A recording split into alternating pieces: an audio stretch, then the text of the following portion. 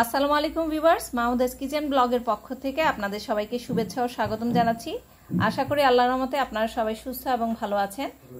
আজকে আপনাদের জন্য একটি মজাদার রেসিপি নিয়ে এসেছি, সেটি হলো মহিষের মাংসের আঁকনি। খুব সহজে তৈরি করা যায় এই আঁকনি এবং খেতে ভীষণ সুস্বাদু। চলুন দেখা যাক কিভাবে তৈরি করা যায়। মহিষের মাংসের আঁকনি করার জন্য আমি নিয়েছি এখানে 1.5 কেজি পরিমাণ মহিষের মাংসগুলোকে ছোট ছোট টুকরো করে নিয়েছি। আপনারা চাইলে এর থেকে আরেকটু বড় করে নিতে পারেন। আপনারা চাইলে হাড় সহ মাংস দিয়ে এই রেসিপিটি তৈরি করতে পারেন। মাংসগুলোকে এখন ভালো করে পানি দিয়ে ধুয়ে নেব।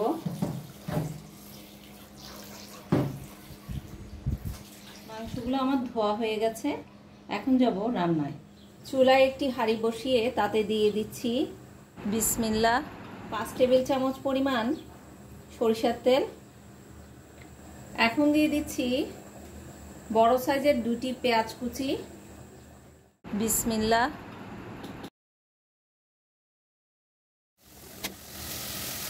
এখন দিয়ে দিচ্ছি 2টি তেজপাতা। 2টি তেজপাতাকে আমি 4 টুকরো করে নিয়েছি। এরপর দিয়ে দিচ্ছি দারুচিনি 3 টুকরা, টুকরো এলাচ দিয়ে দিচ্ছি 4টি, লবঙ্গ দিয়ে দিচ্ছি 3টি, জায়ফল 1 টুকরো, দিয়ে দিচ্ছি 10টি সাদা গোলমরিচ আর স্টার অ্যানিসের 2টি পাপড়ি। এখন এগুলোকে নেড়ে পেঁয়াজের সাথে মিশিয়ে ভেজে নেব। গরম মশলা এবং পেঁয়াজগুলোকে হালকা ভাজার পরে মাংসের টুকরোগুলো দিয়ে দেব। দিয়ে দিচ্ছি প্রয়োজন মতো লবণ, আমি 1 চা চামচ দিচ্ছি, আপনারা আপনাদের পরিমাণ মতো দিয়ে নেবেন। মাংসগুলোকে নেড়ে দেব। এই পর্যায়ে দিয়ে দিচ্ছি আদা কুচি, আপনারা চাইলে আদা বাটা দিতে পারেন। এখানে 1 চা চামচ পরিমাণ আদা বাটা দিতে হবে, সেই পরিমাণ আন্দাজ অনুযায়ী আদা কুচি দিয়ে নেবেন। ছোট একটি রসুনকে আমি কুচি করে নিয়েছি। আর রসুন বাটা দিতে হলে এখানে দিবেন 1.5 চা চামচ পরিমাণ। আদা ও রসুন কুচি দিয়ে মাংসগুলোকে উপরে নিচে ভালো করে নেড়ে দেব। মাঝারি আঁচে মাংসগুলোকে কিছুটা ভেজে নিতে হবে। গরম মশলা সহ মাংসগুলোকে 5 মিনিট ভাজার পরে দিয়ে দিচ্ছি গুঁড়ো মশলা। প্রথমে দিয়ে দিচ্ছি হলুদ গুঁড়ো 1/2 চা চামচ, লাল মরিচের গুঁড়ো দিয়ে দিচ্ছি 1 চা চামচ, আর একটু বাড়িয়ে দিচ্ছি, আমি আরও 1/2 চা চামচ পরিমাণ দিয়ে দিচ্ছি। আপনারা ঝাল কম খেতে চাইলে একটু কমিয়ে দেবেন। এরপর দিয়ে দিচ্ছি ধনিয়া গুঁড়ো 2 চা চামচ পরিমাণ,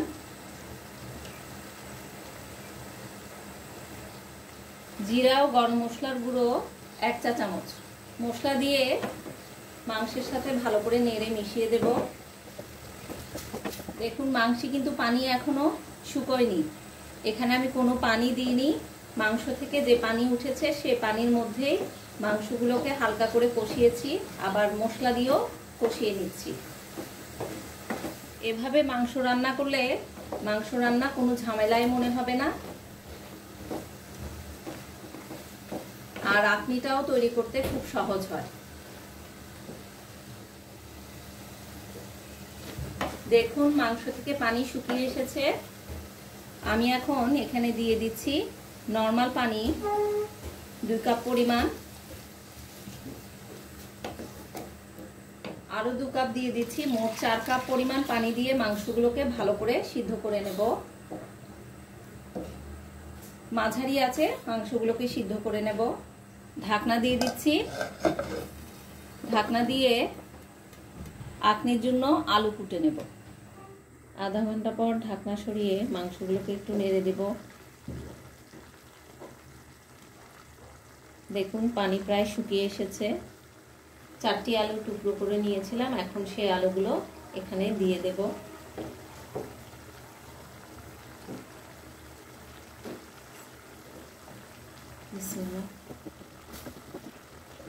আলু দিয়ে মাংসগুলোকে নেড়ে দেব, উপরে নিচে করে মিশিয়ে দেব।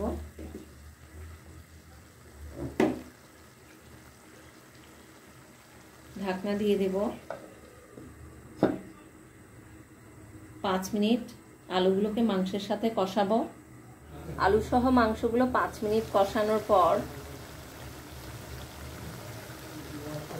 এগুলোকে একটু নেড়ে দিব।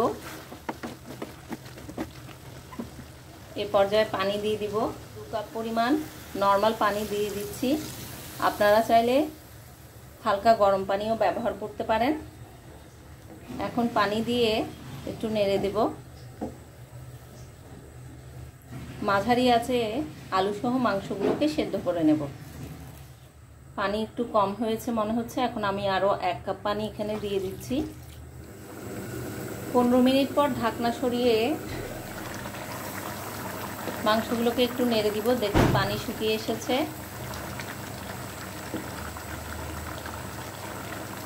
এ পর্যায়ে আমি মাংসগুলোকে নামিয়ে নিব।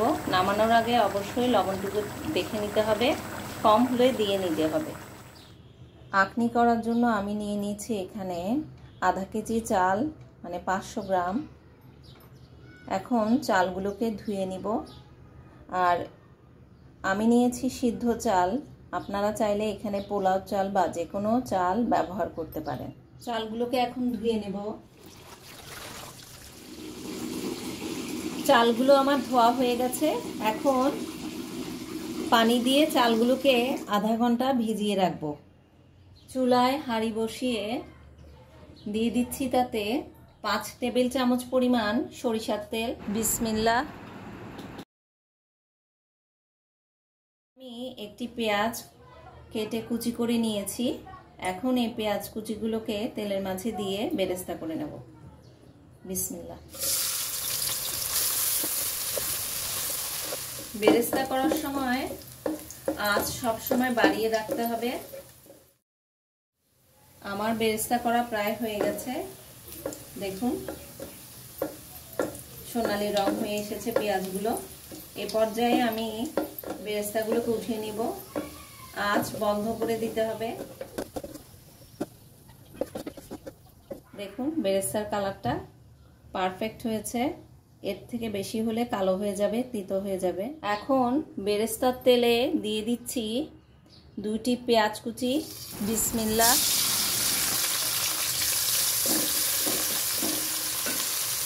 পেঁয়াজ কুচিগুলোকে হালকা ভেজে নেব, মানে নরম করে নেব।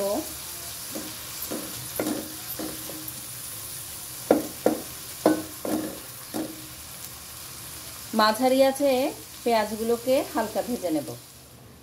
পেঁয়াজগুলো আমার হালকা ভাজা হয়ে গেছে। এখন দিয়ে দিচ্ছি 4টি তেজপাতা,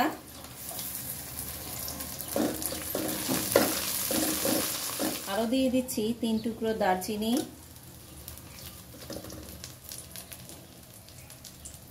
8টি লবঙ্গ,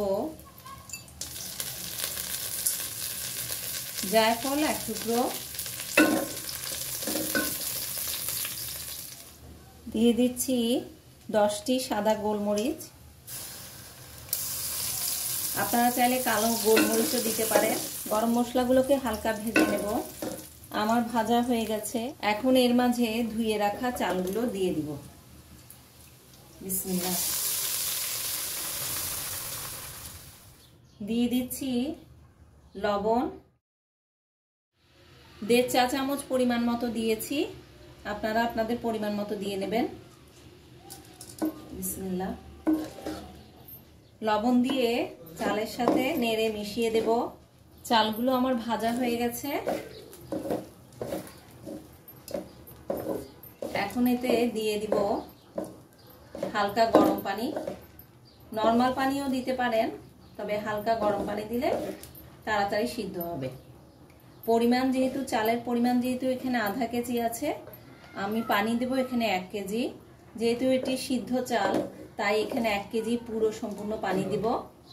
আর যদি পোলাও চাল হতো তাহলে আমি 1 পোয়া পানি কম দিতাম। এখন হালকা গরম পানি দিয়ে দিচ্ছি। বিসমিল্লাহ।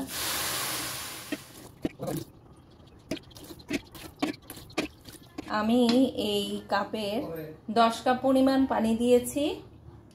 10 কাপে এখানে 1 কেজি পরিমাণ পানি হবে। এ পর্যায়ে আঁচটি থাকবে মাঝারি থেকে একটু বেশি। 10 মিনিট এভাবে রান্না করব। এরপর আঁচ কমিয়ে আরও 15 মিনিট রান্না করব। পানি দেওয়ার পর দিয়ে দিচ্ছি 15টি কিশমিশ। এখন দিয়ে দিচ্ছি আদা কুচি। একটি আদাকে আমি কুচি করে নিয়েছি। এখন সেই আদা কুচিগুলো দিয়ে দিচ্ছি। আর যদি আপনারা আদা বাটা ব্যবহার করেন তাহলে এখানে দিতে হবে 1 টেবিল চামচ পরিমাণ। ফুটে ওঠার জন্য ঢাকনা দিয়ে দিচ্ছি। 15 মিনিট পর ঢাকনা সরিয়ে নেড়ে দেব। দেখুন পানি প্রায় শুকিয়ে গেছে। এখানে কিন্তু এখনো পানি আছে। এই পর্যায়ে রান্না করে রাখা মাংসগুলো এখানে দিয়ে দিব।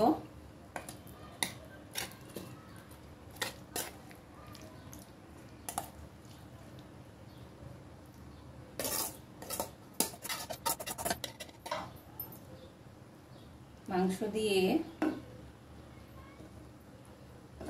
ভাতগুলোকে আমি একটু উপরে উঠিয়ে দিচ্ছি, চেপে এভাবে দমে দিয়ে দিব। দিয়ে দিচ্ছি টক আলু বোখারা 4টি। বিসমিল্লাহ। এখন দিয়ে দিচ্ছি 4টি আস্ত কাঁচামরিচ। এখন দিয়ে দিব কেওড়া জল 1 টেবিল চামচ পরিমাণ। বিসমিল্লাহ। এক পাশে জর্দার রং দিয়ে দিব। একটা পাশ একটু এরকম করে সরিয়ে ভাত সরিয়ে সেখানে আমি দিয়ে দিচ্ছি কিছু জর্দার রং দিয়ে দিচ্ছি 1 চিমটি। দিয়ে আবার ভাত দিয়ে ঢেকে দেব। আবার অন্য পাশেও আমি একটু করে 1 চিমটি জর্দার রং দিয়ে দিচ্ছি আবার। এটি সম্পূর্ণ অপশনাল, আপনারা চাইলে এটি দিতেও পারেন, না চাইলে নাও দিতে পারেন। এখন ঢাকনা দিয়ে দিব। আর হাঁড়িটি আমি এখন দমে দিয়ে দিয়েছি, একদম অল্প আছে এটি দমে দিয়েছি। এভাবে রান্না করব 10 মিনিট। 10 মিনিট হয়ে গেছে। 10 মিনিট পর ঢাকনা সরিয়ে দেখুন ভাতগুলো ফুটে গেছে। আমি চেক করে দেখছি। দেখুন ভাত ফুটে গেছে। এখন আমি এগুলোকে নামিয়ে নেব। পরিবেশন করব। এখন আমি এগুলোকে পরিবেশন করছি। বিসমিল্লাহ।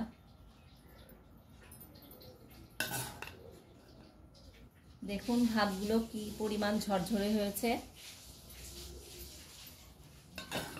খুব লোভনীয় লাগছে না দেখতে? খেতে ইচ্ছে করছে। হ্যাঁ, আপনাদেরকে ছাড়াই আমাকে খেতে হবে। আশা করছি রেসিপিটি আপনাদের সবার ভালো লাগবে।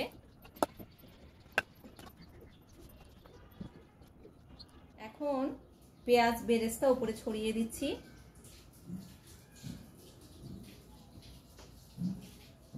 এটি আমি ডেকোরেশনের জন্য করেছি।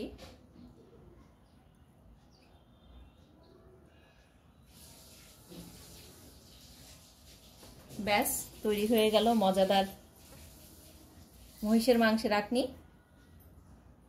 সো ভিউয়ার্স, তৈরি হয়ে গেল মজাদার মহিষের মাংসের আঁকনি। আপনারা সবাই বাসায় তৈরি করবেন, সবাই মিলে এনজয় করবেন। আমার এবং আমার পরিবারের জন্য দোয়া করবেন। রেসিপিটি ভালো লাগলে লাইক দিবেন, ফ্রেন্ডস অ্যান্ড ফ্যামিলির মাঝে শেয়ার করবেন। আমার চ্যানেলটিকে প্লিজ সাবস্ক্রাইব করবেন। যারা এখনও পর্যন্ত আমার চ্যানেলটিকে সাবস্ক্রাইব করেননি তাদের সবাইকে রিকোয়েস্ট করছি মজার রেসিপিগুলো সহজে পেয়ে যাওয়ার জন্য চ্যানেলটিকে সাবস্ক্রাইব করে পাশে থাকবেন। আল্লাহ আপনাদের সবাইকে ভালো রাখুক। ফিরে আসবো নতুন একটি। তৈরি হয়ে গেল মজাদার মহিষের আঁকনি। আপনারা খাবেন, এনজয় করবেন, আমাদের পাশে থাকবেন, এই দোয়া করবেন আমরা যাতে আপনাদেরকে মজার রেসিপি দিয়ে আপনার সাথে থাকতে পারি। আমার চ্যানেলটি সাবস্ক্রাইব করবেন। আজ এই পর্যন্তই। আল্লাহ হাফেজ।